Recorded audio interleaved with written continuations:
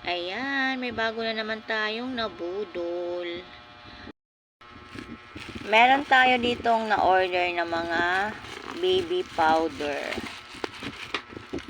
Ayan, 3 piraso siya, nasa 100 plus na.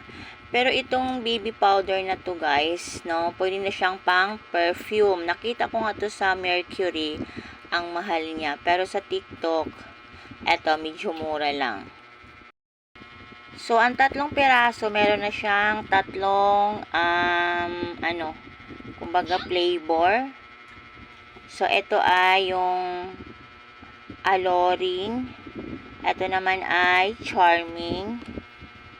At ito naman ay romantic.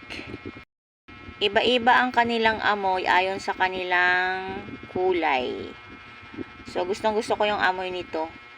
Pwede nga pang perfume.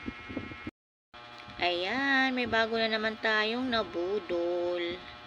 Bagong budol na naman.